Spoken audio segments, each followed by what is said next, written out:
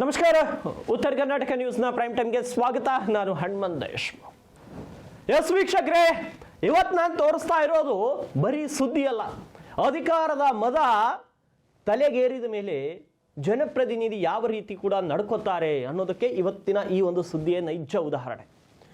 ಉದ್ಯಮಿ ಒಬ್ಬರಿಂದ ಶಾಸಕರೊಬ್ಬರು ಚುನಾವಣಾ ಸಂದರ್ಭದಲ್ಲಿ ಒಂದಿಷ್ಟು ಹಣವನ್ನ ಪಡೆದು ಈಗ ಉಲ್ಟಾ ಹೊಡೆಯುತ್ತಿದ್ದಾರಾ ಎನ್ನುವ ಒಂದು ಆರೋಪ ಕೇಳಿ ಬರ್ತಾ ಇದೆ. ಹೌದು, ಬಸವ ಕಲ್ಯಾಣ ಕ್ಷೇತ್ರದ ಬಿಜೆಪಿ ಶಾಸಕ ಶರಣು ಸಲ್ಗಾರ್ ವಿರುದ್ಧ ವಂಚನೆಯ ಆರೋಪ ಕೇಳಿ ಬಂದಿದೆ. ವಂಚನೆಯ ಆರೋಪ 1 ರೂಪಾಯಿ 2 ರೂಪಾಯಿದಲ್ಲ, 99 ಲಕ್ಷ ರೂಪಾಯಿ. ಒಬ್ಬ ಉದ್ಯಮಿಯ ಬೆವರಿನ ಹಣವನ್ನ ಈ ಶಾಸಕರು ತಗೊಂಡಿದ್ದಾರೆ ಅನ್ನೋ ಆರೋಪ ಕೇಳಿ ಬಂದು ಈಗ FIR ದಾಖಲಾಗಿದೆ. ಈಗ ಕಾನೂನಿಗಿಂತ ದೊಡ್ಡವರು ಯಾರೂ ಅಲ್ಲ ಅನ್ನೋದು ಇಂದು ಸಾಬೀತಾಗಿದೆ. ಈಗ ಇದು ನಡೆದಿದ್ದು ನಿನ್ನೆಯೋ ಇಂದು ಅಲ್ಲ, 2023ರ ವಿಧಾನಸಭಾ ಚುನಾವಣೆ ಸಂದರ್ಭದಲ್ಲಿ ಶಾಸಕ ಶರಣು ಸಲ್ಗರ್ ಅವರು ಉದ್ಯಮಿ ಸಂಜು ಸುಗುರೆ ಬಳಿ ಚುನಾವಣಾ ವೆಚ್ಚಕ್ಕಾಗಿ 99 ಲಕ್ಷ ರೂಪಾಯಿ ಸಾಲವನ್ನು ಪಡೆದಿದ್ರಂತೆ. 6 ತಿಂಗಳಲ್ಲಿ ವಾಪಸ್ ಕೊಡ್ತೀವಿ ಅಂದಿದ್ರಂತೆ. ಆದರೆ 6 ತಿಂಗಳು ಹೋಗಿ ವರ್ಷಗಳೇ ಕಳಿತು, ಹಣ ಮಾತ್ರ ಬರಲಿಲ್ಲ. ಇಲ್ಲಿ ನೋಡಿ, ಒಬ್ಬ ಶಾಸಕ ತನ್ನ ಶ್ಯೂರಿಟಿಗಾಗಿ ಕೊಟ್ಟಿದ್ದು ಅಲ್ಲಿ ಖಾಲಿ ಚೆಕ್ಕು ಮತ್ತು ಲೆಟರ್ ಒಂದು ಸಹಿ ಮಾಡಿರೋದೇನೋ ಕೊಟ್ಟಿದ್ದಾರೆ. ಈಗ ಬಡವರ ಸಾಲ ತೀರಿಸದಿದ್ರೆ ಬೀದಿಗೆ ಹಾಕೋ ಈ ವ್ಯವಸ್ಥೆಯಲ್ಲಿ ಆ ಶಾಸಕರಿಗೆ ಯಾಕೆ ಈಗ ಸರ್ಕಾರ ವಿನಾಯಿತಿ ನೀಡ್ತಾ ಇದೆ ಅನ್ನೋದು ಕೂಡ ಈಗ ಅವರು ಸಾಲ ಕೊಟ್ಟವರು ಪ್ರಶ್ನೆ. ಕೇವಲ ಹಣ ಕೊಡದಿದ್ರೆ ಹೋಗ್ಲಿ ಬಿಡಿ, ಆದರೆ ಕೊಟ್ಟ ಹಣ ಕೇಳೋಕೆ ಹೋದ ಉದ್ಯಮಿಗೂ ಅಲ್ಲಿ ಸಿಕ್ಕಿದ್ದು ಧಮಕಿ. ಸಂಜು ಸುಗ್ರೆ ಮತ್ತು ಆತನಿಗೆ ಸಂಬಂಧಿಸಿದವರು, ಅವ್ರ ಕುಟುಂಬದವರು ಯಾರೋ ಹೋದಾಗ ಅಲ್ಲಿ ಪ್ರಾಣ ಬೆದರಿಕೆ ಹಾಕಿದ್ದಾರೆ, ಒಂದಿಷ್ಟು ಅವಾಚ್ಯ ಶಬ್ದಗಳಿಂದ ನಿಂದಿಸಿದ್ದಾರೆ. ನಮಗೆ ಬಂದಂತಹ ಮಾಹಿತಿಯ ಪ್ರಕಾರ ಎಂತಹ ಕಾಲ ಬಂತು ನೋಡಿ. ಜನರಿಂದ ವೋಟ್ ಪಡೆದು ವಿಧಾನಸೌಧಕ್ಕೆ ಹೋಗುವವರು ಅದೇ ಜನರ ಮುಂದೆ ಜನರನ್ನ ಮನೆಯ ಮುಂದೆ ನಿಲ್ಲಿಸಿ ಅವಮಾನ ಮಾಡ್ತಾರೆ. ಈ ಧಮಕಿ ಸಂಸ್ಕೃತಿಗೆ ಈಗ ಅಂತ್ಯ ಹಾಡಲೇಬೇಕಾಗಿದೆ. ಯಾಕಂದ್ರೆ ಇದು ಪ್ರಜಾಪ್ರಭುತ್ವದ ವಿಡಂಬನೆ ಆಗಬಾರ್ದು. ಪೊಲೀಸರು ಹೆದರಿ ದೂರ ದಾಖಲಿಸಿಕೊಳ್ಳಲಿಲ್ಲವೋ, ಅಥವಾ ಅವರು ಜನಪ್ರತಿನಿಧಿ ಅನ್ನೋ ಕಾರಣಕ್ಕಾಗಲಿಲ್ಲವೋ, ಅಥವಾ ಜನಪ್ರತಿನಿಧಿಗಳ ವಿಶೇಷ ನ್ಯಾಯಾಲಯದ ಮೂಲಕ ದಾಖಲಿಸಬೇಕಾಗಿತ್ತು. ಈಗೆಲ್ಲವೂ ಇದೆ, FIR ದಾಖಲಾಗಿದೆ. ಈಗ ಪರ ವಿರೋಧ ಚರ್ಚೆಗೂ ಕಾರಣವಾಗಿದೆ ಈ ವಿಷಯ. ಕೇವಲ ಈಗ ಆರೋಪ ಮಾಡಿದ್ದಾರೆ, ಆರೋಪ ಸಾಬೀತಾದಾಗ ಮಾತ್ರ ಆರೋಪಿ ಆಗ್ತಾರೆ ವಿನಃ ಆರೋಪ ಮಾಡಿದ ತಕ್ಷಣ ಯಾರು ಕೂಡ ಆರೋಪಿಗಳಾಗಲಿಕ್ಕಿಲ್ಲ. ಈಗ ಈ ಒಂದು ಪರ ವಿರೋಧದ ಚರ್ಚೆಯ ನಡುವೆ ಇವರು ಕೊಟ್ಟಿರುವಂತಹ ಒಂದಿಷ್ಟು ಆಡಿಯೋಗಳನ್ನು ಕೂಡ ನಿಮಗೆ ಪ್ಲೇ ಮಾಡಿ ತೋರಿಸ್ತೀವಿ. ಈಗ ಶರಣು ಸಲ್ಗಾರ್ ಅವರು ಕೂಡ ನಿನ್ನೆ ಇಲ್ಲ, ಆತ ನನ್ನ ಚೆಕ್ಕನ್ನು ಕದ್ಕೊಂಡಿದ್ರು, ನನ್ನ ಕಾರಲ್ಲಿದ್ದ ಚೆಕ್ ಹೋಗಿತ್ತು, ಈ ರೀತಿ ಇವರು ಕೂಡ ಹೇಳ್ತಾ ಇದ್ದಾರೆ. ಈಗ ಆರೋಪ ಪ್ರತ್ಯಾರೋಪದ ನಡುವೆ ಕೋರ್ಟ್ ಮಾತ್ರ ನ್ಯಾಯ ಕೊಡಬಲ್ಲದು. ಕಾನೂನಿನ ಮುಂದೆ ನಾವೆಲ್ಲರೂ ಸಮಾನರು. ಅದು ಶಾಸಕನೇ ಇರಲಿ, ಸಚಿವನೇ ಇರಲಿ, ಮಂತ್ರಿನೇ ಇರಲಿ, ಪತ್ರಕರ್ತನೇ ಇರಲಿ, ಅಥವಾ ಹೊಲದಲ್ಲಿ ಕೆಲಸ ಮಾಡೋ ರೈತನೇ ಇರಲಿ, ಎಲ್ಲರೂ ಕೂಡ ಕಾನೂನಿನ ಮುಂದೆ ಎಲ್ಲರೂ ಸಮಾನರು. ನಾನು ಕೂಡ ಮಾಧ್ಯಮದಲ್ಲಿ ನೋಡಿದೆ, ಮಾಧ್ಯಮದ ಸ್ನೇಹಿತರು ನನ್ನ ಜೊತೆ ಮಾತಾಡಿದ್ರು. ನನಗೆ ಆಶ್ಚರ್ಯ ಅನ್ನಿಸ್ತದ, ಆ ಮಾಧ್ಯಮದೊಳಗೆ ಸಂಜೀವ್ ಕುಮಾರ್ ಉದ್ಯಮಿ ಅಂಥೇಳಿ ಮಾಧ್ಯಮದವ್ರು ಬರೀಲತ್ತಾರ. ನಾನು ಬಸವ ಕಲ್ಯಾಣಕ್ಕೆ ಬಂದು 5 ವರ್ಷ ಆಯಿತು. ನನ್ನ ದೃಷ್ಟಿಕೋನದೊಳಗೆ ಒಬ್ಬ ಜಸ್ಟ್ ಲೈಕ್ ಮೀಟರ್ ಬಡ್ಡಿ ಮಾಡ್ತಾರಲ್ಲ, ಮೀಟರ್ ಬಡ್ಡಿ ದಂಧೆ ಕೋರವ. ಯಾವತ್ತು ನನ್ನ ಜೊತೆ ಓಡಾಡ್ಲತ್ತಾನೋ ನನ್ನ ಹೆಸರು ಹೇಳ್ಕೊಂಡು ಕಾಂಟ್ರಾಕ್ಟರ್ಗಳು ಬಲ್ಲಿ, ಅಧಿಕಾರಿಗಳು ಬಲ್ಲಿ ದುಡ್ಡು ವಸೂಲಿ ಮಾಡಿ ಹುಲ್ಸೂರು ಪೆಟ್ರೋಲ್ ಪಂಪ್ ಖರೀದಿ ಮಾಡಿದನು.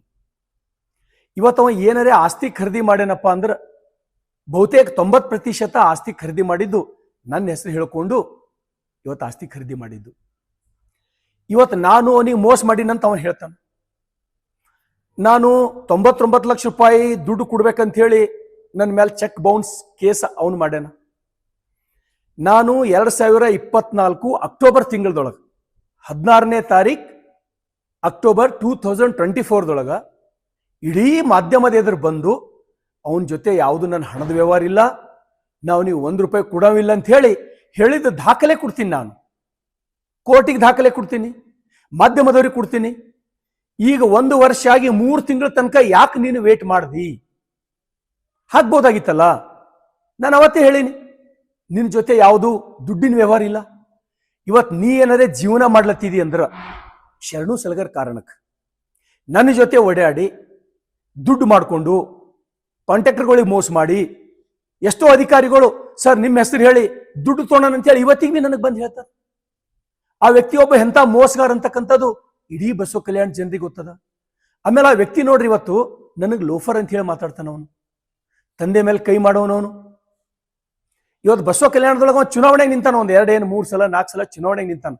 ಆ 400 ಜನ ದೇವಸ್ಥಾನದ ಎಲೆಕ್ಷನ್, ಒಂದು ಸಲನೂ ಜನ ಅವನಿಗೆ ಗೆದ್ಸಿಲ್ಲ.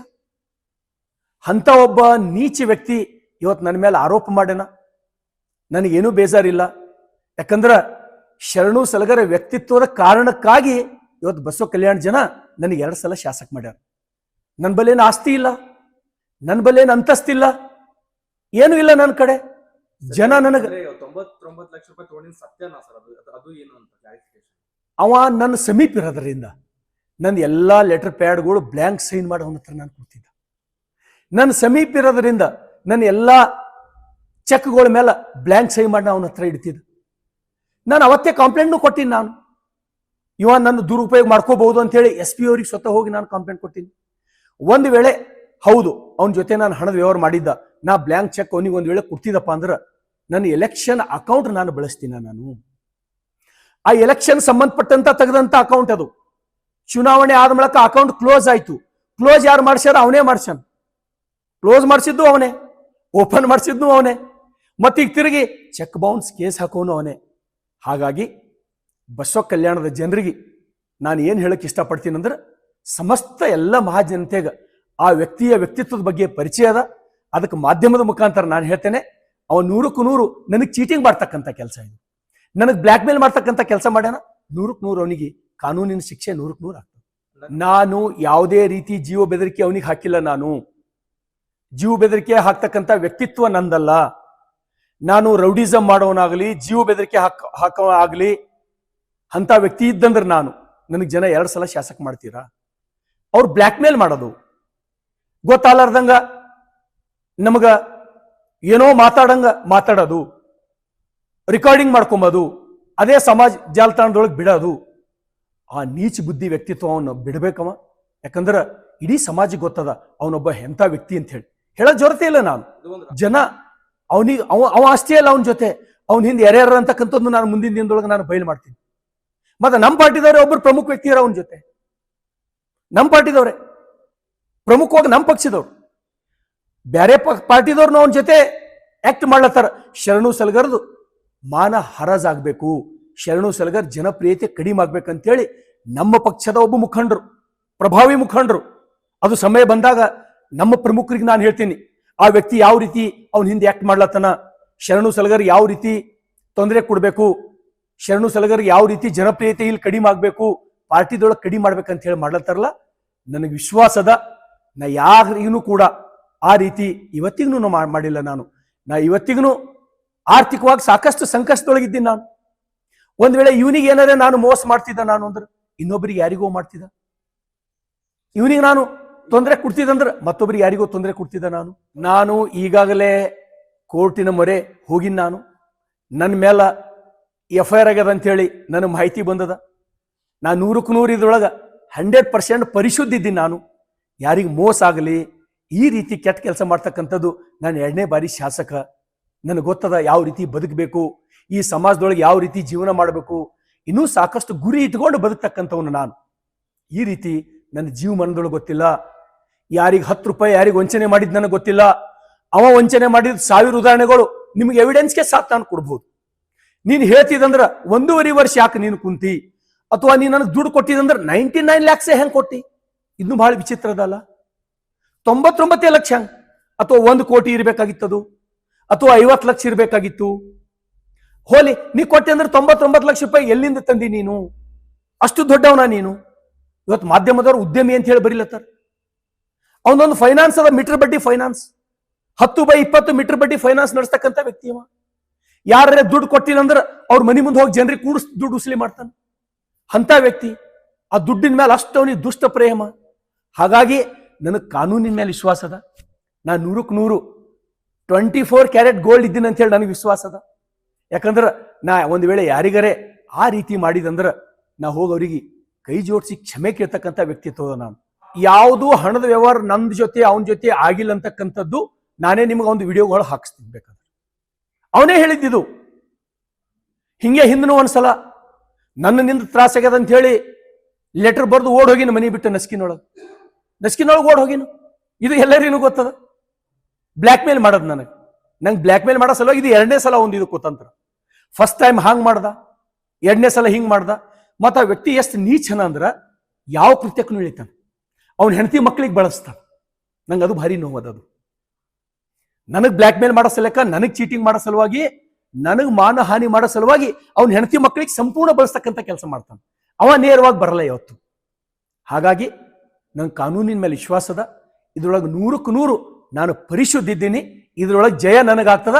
100ಕ್ಕೆ 100 ಅವನಿಗೆ ಕೋರ್ಟ್ ಜೈಲಿಗೆ ಕಳಿಸ್ತದೆ. ಧನ್ಯವಾದಗಳು. ಕಾನೂನಿನಲ್ಲಿ ಇದರ ನಿರ್ಧಾರ ಆಗುತ್ತೆ. ಆದರೆ ಶಾಸಕರು ಕೊಟ್ಟ ಚೆಕ್ ಬ್ಯಾಂಕಿಗೆ ಇವ್ರೇನು ಒಂದ್ಸಲ ಹಾಕಿದ್ರು, ಆಗ ಬೌನ್ಸ್ ಆಗಿದೆ. ಅಷ್ಟೇ ಅಲ್ಲ, ಆ ಬ್ಯಾಂಕ್ ಅಕೌಂಟ್ ಕೂಡ ಕ್ಲೋಸ್ ಆಗಿದೆ. ಅಂದರೆ ಇದು ಮೊದಲೇ ಪ್ಲ್ಯಾನ್ ಮಾಡಿದ ವಂಚನೆ ಅಲ್ವಾ, ಇದು ಭಾರತ ಸಂವಿಧಾನಕ್ಕೊಂದು ಮಾಡಿದ ಅಪಚಾರ ಅಲ್ವಾ ಅನ್ನೋದು ಕೂಡ ಕೆಲವೊಂದಿಷ್ಟು ಜನರ ಪ್ರಶ್ನೆ. ಈಗ ಜನಗಳೇ ನೀವೇ ಎಚ್ಚೆತ್ತುಕೊಳ್ಳಿ. ಈಗ ಜನರಿಗೆ, ಈ ದೇಶದ ಜನರಿಗೆ, ಭಾರತೀಯರಿಗೆ ನಾವು ಒಂದೇ ಕರೆ ಕೊಡ್ಲಿಕ್ಕಾಗತ್ತೆ. ನೀವೇ ಎಚ್ಚೆತ್ತುಕೊಳ್ಳಿ. ನಮಗೆ ಬೇಕಾಗಿರೋದು ಜನಸೇವಕರು, ಹಣ ನುಂಗೋ ಭಕ್ಷಕರಲ್ಲ. ಅಧಿಕಾರ ಇದೆ ಅಂತ ಯಾರು ಏನು ಬೇಕಾದರೂ ಮಾಡಬಹುದು ಅನ್ನೋ ಕಾಲ ಮುಗಿದು ಹೋಗಿದೆ. ಶಾಸಕ ಶರಣು ಸಲ್ಗಾರ್ ಅವರೇ, ನೀವು ತನಿಖೆಗೆ ಸಹಕರಿಸಿ. ನೀವು ಅವರಿಂದ ಹಣ ಪಡೆದಿಲ್ಲ ಅಂದರೆ ಎಲ್ಲವೂ ಕೂಡ ಕೋರ್ಟಲ್ಲಿ, ನ್ಯಾಯಾಲಯದ ಮುಂದೆ ಬಿಚ್ಚಿಡಿ. ನಿಮ್ಮ ಮೇಲೆ ಆರೋಪಗಳು ಬಂದಿದೆ, ಆ ಆರೋಪಗಳನ್ನು ಜನಪ್ರತಿನಿಧಿಯಾಗಿ, ಯಾಕಂದರೆ ನೀವು ಕೇವಲ ಸಾಮಾನ್ಯ ವ್ಯಕ್ತಿಯಾಗಿದ್ದರೆ ಇಷ್ಟೊಂದು ಚರ್ಚೆ ಆಗ್ತಾ ಇರಲಿಲ್ಲ. ಆದರೆ ನೀವು ಒಬ್ಬರು ಜನಪ್ರತಿನಿಧಿ, ಮುಂಬರುವಂತಹ ದಿನಗಳಲ್ಲಿ ಸಚಿವ ಆಕಾಂಕ್ಷಿ, BJP ಸರ್ಕಾರ ಅಧಿಕಾರಕ್ಕೆ ಬಂದರೆ ಅಂತಹ ಸ್ಥಾನದಲ್ಲಿರುವಂಥ ನೀವು ಇಡೀ ಕ್ಷೇತ್ರದ ಜನರನ್ನು ಪ್ರತಿನಿಧಿಸ್ತೀರಿ. ನಿಮ್ಮ ಮೇಲೆ ಬಂದಂಥ ಆರೋಪವ ಅದು ಸುಳ್ಳು ಅಂತ ಪ್ರೂವ್ ಮಾಡ್ಕೊಳ್ಳಿ. ಜನ ನಿಮ್ಮನ್ನು ಮತ್ತೆ ಹಾರಿಸ್ತಾರೆ. ಭಾರತ ಸರ್ಕಾರ ಮತ್ತು ನ್ಯಾಯಾಂಗ ವ್ಯವಸ್ಥೆ ಕಠಿಣ ಕಾನೂನು ಕ್ರಮ ಕೈಗೊಳ್ಳಬೇಕು. ಇದು ಕೇವಲ ಒಬ್ಬ ಉದ್ಯಮಿಯ ಹೋರಾಟವಲ್ಲ, ಇದು ಒಂದು ವ್ಯವಸ್ಥೆಯ ವಿರುದ್ಧ ಹೋರಾಟ. ಭ್ರಷ್ಟರಿಗೆ ಅಧಿಕಾರದಿಂದ ಮುಕ್ತಿ ಕೊಡಿಸುವ ಸಮಯ ಬಂದಿದೆ ಅಂತ ಕೂಡ ಕೆಲವೊಂದಿಷ್ಟು ಜನರು ಹೇಳ್ತಿದ್ದಾರೆ. ಈಗ ಪೊಲೀಸರು ತನಿಖೆ ಚುರುಕುಗೊಳಿಸಬೇಕು. ಅವರ ವಿರುದ್ಧ ಈಗ ಶಾಸಕರಾಗಿರೋ ಕಾರಣಕ್ಕೆ ನೇರವಾಗಿ ಕೂಡ ಒಂದಷ್ಟು ಕಾನೂನು ತೊಡಕುಗಳಿರುತ್ತೆ. ಆ ಕಾನೂನು ತೊಡಕುಗಳನ್ನು ಅರಿತುಕೊಂಡು ನೇರವಾಗಿ ಅವರ ಮೇಲೆ ತನಿಖೆ ಆದಾಗ ಅವ್ರು ಮಾಡಿದ ತಪ್ಪು ಅಥವಾ ಅವ್ರ ಹೆಸರು ಕೆಡಿಸ್ಲಿಕ್ಕೆ ಯಾರಾದರೂ ಈ ರೀತಿ ಹೇಳ್ತಿದ್ದಾರೋ ಎಲ್ಲವೂ ಕೂಡ ಹೊರಬರುತ್ತೆ. ಯಾಕಂದರೆ ಇವತ್ತು ಪತ್ರಕರ್ತನ ಸ್ಥಾನದಲ್ಲಿ ಕೂತು ಅವರನ್ನು ಕೂಡ ಜಡ್ಜ್ ಮಾಡಲಿಕ್ಕಾಗಲ್ಲ, ಇವರನ್ನು ಜಡ್ಜ್ ಮಾಡಲಿಕ್ಕೆ. ಇವೆಲ್ಲ ವಿಷಯಗಳು ಅವ್ರು ಮಾಡಿರುವಂಥ ಆರೋಪ ಸತ್ಯನ ಸುಳ್ಳ, ಇಲ್ಲ ಶರಣು ಸಲ್ಗಾರ್ ಮಾಡಿದ್ದು, ಆ ಶರಣು ಸಲ್ಗಾರ್ ನಿನ್ನೆ ಹೇಳಿಕೆ ಕೊಟ್ಟಿದ್ದವರು ಚೆಕ್ಕನ್ನು ಕದ್ಕೊಂಡಿದ್ರು, ಈ ರೀತಿ ಹೇಳೋದು ಇವ್ರ ಹೇಳಿಕೆ ಸರಿನಾ? ಇವೆಲ್ಲವೂ ಕೂಡ ಕೋರ್ಟ್ನಲ್ಲಿ ನಿರ್ಧಾರ ಆಗುತ್ತೆ. ಬಸವ ಕಲ್ಯಾಣದ ಈ ಪ್ರಕರಣ ಇಡೀ ಕರ್ನಾಟಕಕ್ಕೆ ಒಂದೀಗ ಪಾಠವಾಗಲಿದೆ. ಧರ್ಮದ ಹಾದಿಯಲ್ಲಿ ನಡೆಯೋಣ, ಅಧರ್ಮವನ್ನು ಸುಟ್ಟು ಹಾಕೋಣ. ಯಾಕಂದರೆ ಧರ್ಮದ ಹಾದಿಯಲ್ಲಿ ನಡೆದಾಗ ಖಂಡಿತ ನಮಗೆ ನ್ಯಾಯಾಲಯದಲ್ಲಿ ಕೂಡ ಜಯ ಆಗುತ್ತೆ. ನೋಡಬೇಕು ನ್ಯಾಯಾಲಯದಲ್ಲಿ ಏನಾಗುತ್ತೆ ಈ ಒಂದು ಪ್ರಕರಣದಲ್ಲಿ. ವಿರೋಧ ಪಕ್ಷದವರು ಶರಣು ಸಲ್ಗಾರ್ ವಿರುದ್ಧ ಆರೋಪ ಮಾಡೋದು, ಬಬ್ಬೆ ಹೊಡೆಯೋದು ಮಾಡ್ತಾರೆ. ಶರಣು ಸಲ್ಗಾರ್ ಇಲ್ಲ, ನಾನು ತಪ್ಪಿಲ್ಲ ಅಂತ ಇವ್ರು ಹೇಳ್ತಾರೆ. ಇವ್ರು ಎಲ್ಲರೂ ಇಲ್ಲಿ ಹೇಳುವಂಥ ಅವಶ್ಯಕತೆಗಳಿಗಿಂತನೂ ನ್ಯಾಯಾಲಯದಲ್ಲಿ ಸೂಕ್ತ ದಾಖಲೆಗಳನ್ನು ಕೊಟ್ಟು ಸೂಕ್ತ ಮಾಹಿತಿಯನ್ನು ಒದಗಿಸಿದರೆ ಎಲ್ರಿಗೂ ನ್ಯಾಯ ಸಿಗಲಿದೆ. ಆದರೆ BJP ನಾಯಕರೇ ಕೆಲವೊಂದು ವೇದಿಕೆಗಳಲ್ಲಿ ಹೇಳ್ತಾರೆ ಹಿಂದುತ್ವ ಅಂತ. ಹಮ್ ಸಬ್ ಹೇ, ಹಿಂದುತ್ವ, ನಾವೆಲ್ಲರೂ ಒಂದು, ಹಿಂದೂಗಳು ನಾವೆಲ್ಲೂ ಅಂದರು. ಆದರೆ ಬಸವ ಕಲ್ಯಾಣದಲ್ಲಿ ಒಬ್ಬ ಹಿಂದೂ ಉದ್ಯಮಿಯನ್ನೀಗ ನಡು ಬೀದಿಯಲ್ಲಿ ನಿಲ್ಲಿಸಿರೋದು ಕೂಡ ಯಾವ ನ್ಯಾಯ?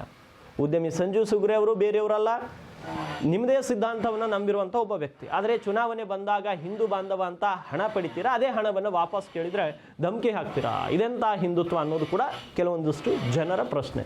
ಆದರೆ ಶಾಸಕ ಶರಣು ಸಲ್ಗಾರ್ ಮೇಲೆ ಬಂದಿರೋದು ಆರೋಪ, ಆ ಆರೋಪ ಸಾಬೀತಾದ ಮೇಲೆ ಶರಣು ಸಲ್ಗಾರ್ ಆಗ ತಪ್ಪು ಮಾಡಿದಾರಂತ ಅರ್ಥ ಆಗುತ್ತೆ. ಇಲ್ಲ ಅಲ್ಲಿ ತನಕ ಏನು ತಿಳಿಯಲ್ಲ.